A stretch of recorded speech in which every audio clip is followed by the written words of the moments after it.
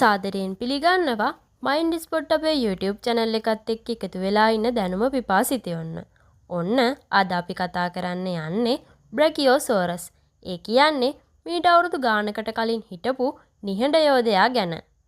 මීට වසර මිලියන ගානකට කලින්. ඒ කියන්නේ ජුරාසික් යුගයේදී හිටියා අති විශාල ඩයිනෝසරයෙක්. එයාගේ නම තමයි බ්‍රැකියෝසෝරස්. ඒ නමේ තේරුම අත්කටුස්සා කියන එක.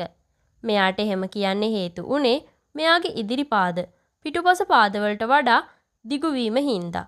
මේ හින්දා එයාට වෙනත් ඩයිනෝසර්වරුන් අතරින් කැපී පෙනෙන උස බෑවුම් සහිත හැඩයක් තමා තිබුණේ. අපි කලින් කිව්වා වගේම බ්‍රැකියෝසොරස් කියන්නේ නිහඬ යෝධයෙක්ට.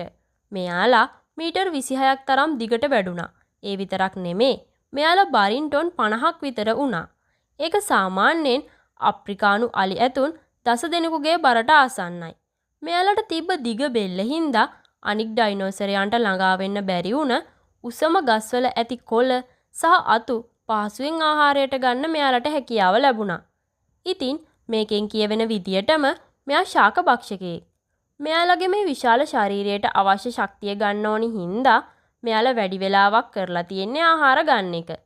විද්‍යාඥයන් විශ්වාස කරන්නේ මෙයාලා දිනකට කිලෝග්‍රෑම් 400ක් තරම් ශාක අනුභව කරන්නේ නැති කියලයි. අනික් සිත් ඇද ගන්නා කාරණය වෙන්නේ මේ බ්‍රැකියෝසොරස්ගේ නාස්පුඩු තිබිලා තියෙන්නේ මෙයාගේ හිස මුදුනේ වීම. මේ කාරණේ හින්දා සමහර විද්‍යාඥයින් හිතුවේ මෙයාලා ජලයේ ජීවත් වුණු බව.